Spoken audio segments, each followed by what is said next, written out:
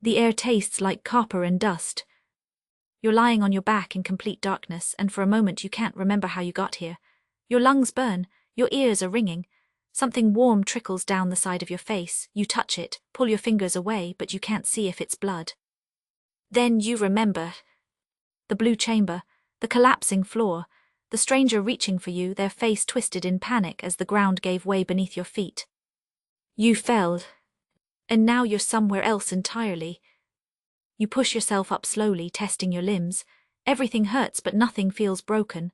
The darkness around you is absolute, the kind of black that presses against your eyes, that makes you question whether they're even open. Then you see it.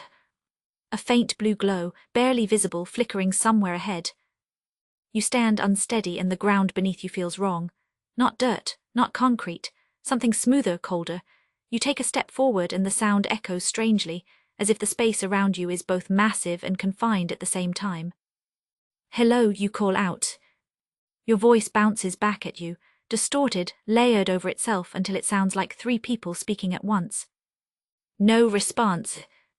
You take another step toward the blue light. It's not getting closer, it's just sitting there, suspended in the darkness like a will-o-wisp. You reach for your phone, but the screen won't turn on, dead or something worse.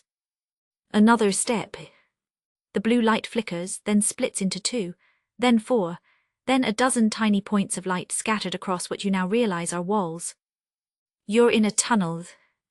The walls are close enough that you could touch both sides if you stretched your arms out. The blue lights are embedded in symbols carved directly into the stone, not painted, not projected, carved deep like someone spent years etching them by hand. These symbols are different from the ones in the blue chamber. Older, sharper, more deliberate. You run your fingers across one and the stone is ice cold. The symbol pulses faintly under your touch, and for just a second you feel something, a vibration, a hum, like the wall itself is alive. You pull your hand back. That's when you hear it. A whisper. Faint, distant, barely audible over the sound of your own breathing. You freeze, straining to hear it again. There. It's coming from deeper in the tunnel. You can't make out words yet, but the cadence is deliberate. Someone is speaking, or something.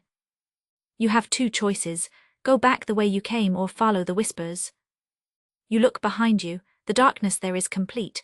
No blue lights, no symbols, just an endless black void that feels wrong in a way you can't articulate. You turn back toward the tunnel. The blue lights seem brighter now, as if they're responding to your decision. You start walking. The tunnel slopes downward, gently at first, then more steeply. The symbols on the walls grow denser, overlapping in places, forming patterns that almost look like writing. You try to focus on them to see if they mean anything, but your eyes slide off them like water on glass. The whispers grow louder. Still indistinct, still just out of reach of understanding, but definitely louder. And there's something familiar about them. The rhythm, the tone. You've heard this voice before. You walk faster. The tunnel curves to the left, then right, then left again. The blue lights follow the path, guiding you deeper. The air grows colder. Your breath comes out in visible puffs now, and you wrap your arms around yourself. How far underground are you? How far did you fall? The whispers shift. They're no longer coming from ahead. They're all around you now, echoing off the walls, bouncing between the symbols. You spin around, trying to pinpoint the source, but it's everywhere and nowhere at once. Then you hear it clearly. You're named. Someone is whispering your name. Who's there? You shout. The echoes multiply, your voice cascading back at you in waves, but underneath it you hear something else. Footsteps. Not yours, behind you. You whip around, and the blue lights flare brighter for just a moment, illuminating the tunnel behind you. Empty. No one there. But you heard it, you know you did. You turn back and keep walking, faster now, your heart hammering in your chest. The tunnel opens up ahead, the walls pulling away, the ceiling rising. You're entering some kind of chamber. The moment you step inside, everything changes. The whispers stop. The blue lights dim. And you realize the room is doing something impossible. Every sound you make echoes wrong. You take a step and it sounds like two people walking. You shift your weight and it sounds like someone is moving behind you. You clear your throat and it comes back as a cough from the far corner. The echo room. That's what this is. Some kind of acoustic anomaly, a space where sound behaves in ways it shouldn't. You stand perfectly still, trying not to make noise, and that's when you realize the echoes haven't stopped. Footsteps breathing, the rustle of fabric. But you're not moving. Someone else is in here with you. Show yourself, you say, and your voice multiplies into a chorus. The footsteps stop. Silence. Then the whispers return, but this time they're not indistinct. This time they're forming words. Return. The voice is soft, almost gentle, but it sends a chill down your spine. Return where, you ask? Return, return, return. The word bounces around the room, overlapping, building on itself, until it sounds like 100 voices chanting in unison. You cover your ears, but it doesn't help. The sound is inside your head now. Then all at once it stops. The blue lights flare. And you see it. At the far end of the room, standing perfectly still, is a figure. Humanoid, roughly your height, but wrong in every other way. It has no face, just a smooth, featureless surface where a head should be. Its body is made entirely of blue energy, crackling and shifting like static on an old television. It doesn't have defined edges, it bleeds into the air around it, flickering in and out of focus. You take a step back, and your heel scrapes against the stone. The echo multiplies. The figure doesn't react. It just stands there watching you, or at least you think it's watching you. Without eyes, without a face, it's impossible to tell. What are you? You whisper. No response. You take a tentative step forward.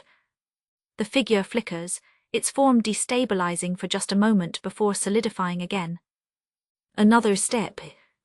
It tilts its head, or what passes for a head, in a gesture that's almost curious. You're close enough now that you can feel the energy radiating off it. It's cold, but not unpleasant, more like standing near an open freezer than being out in a blizzard. You reach out slowly, your hand trembling. The figure doesn't move. Your fingers are inches away from its surface when it vanishes. Not gradually, not fading out. Just gone, as if it was never there. You stumble forward off balance, and your hand passes through empty air. But something remains. The blue energy left a trail, symbols glowing faintly on the ground, leading toward an opening in the far wall. A path. You follow it. The tunnel on the other side of the echo room is narrower, the ceiling lower. You have to duck to avoid hitting your head on the jagged stone. The blue symbols continue along the walls, brighter now, pulsing in a steady rhythm. Almost like a heartbeat. You're so focused on the symbols that you almost don't notice when the ground starts to shake. It's subtle at first, a faint vibration under your feet, easy to dismiss as your imagination. But then it happens again, stronger this time, and dust starts falling from the ceiling. You freeze. The shaking intensifies. The walls groan. Cracks spider across the stone, and through those cracks you see something that makes your blood run cold. Red light. Not the soft blue glow you've been following. This is harsh, angry, pulsing with a deep, rhythmic beat that you feel in your chest.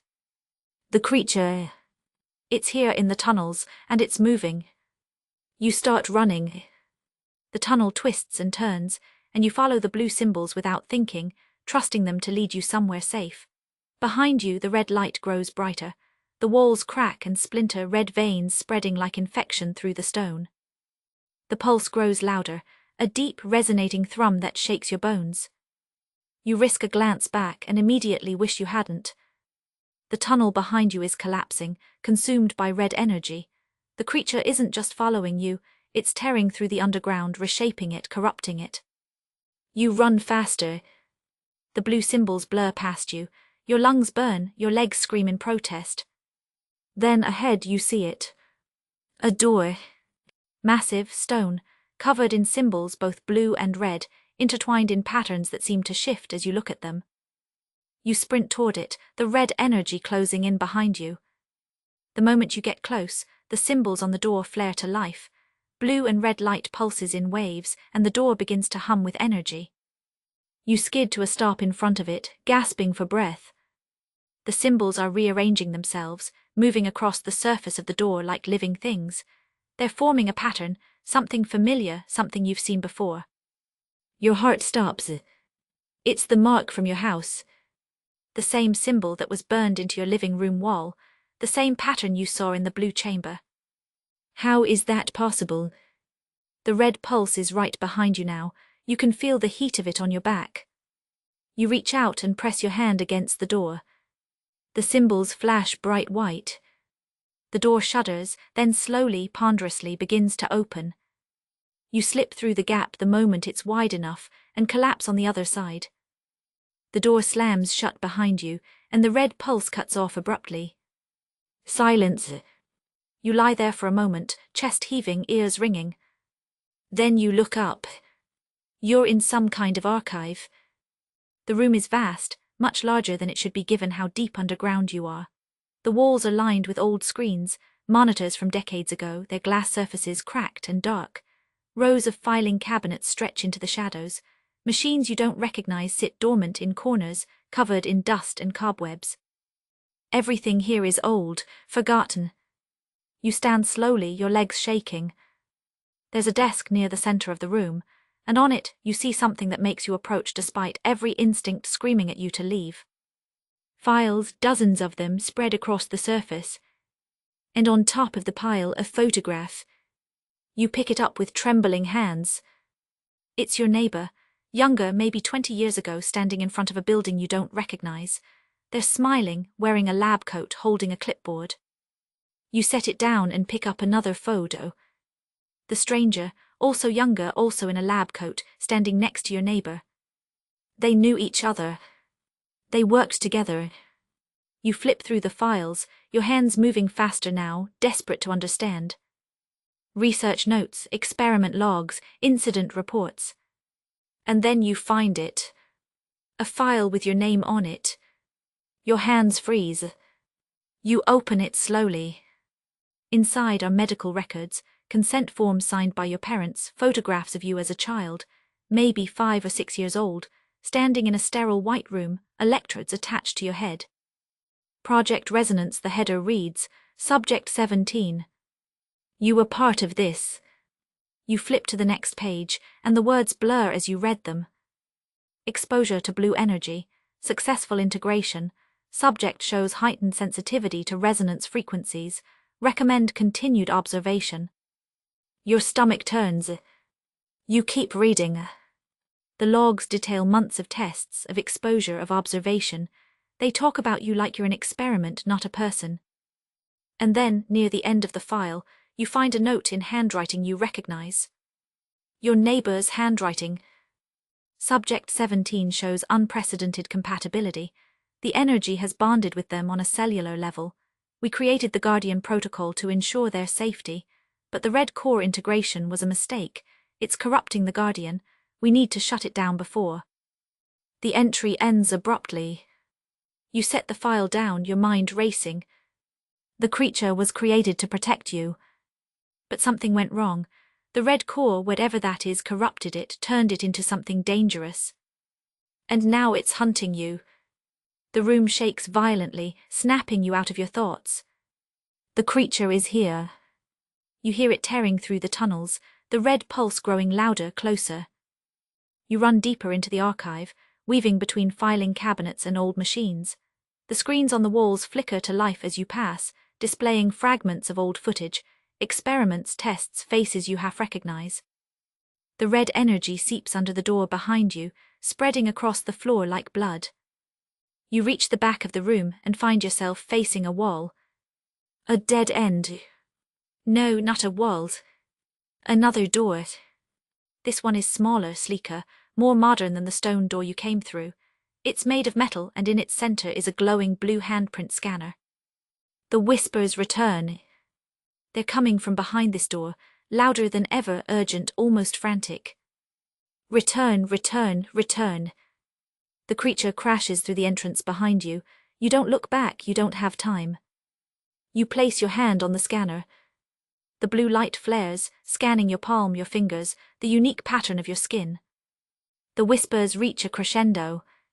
The door begins to open. A brilliant blue light floods the archive, so bright you have to shield your eyes. The creature's roar cuts off abruptly. You squint through the light, trying to see what's on the other side of the door. Shapes, movement, something waiting.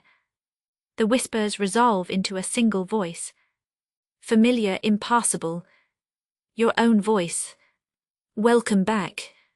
The light consumes everything, and the world goes black.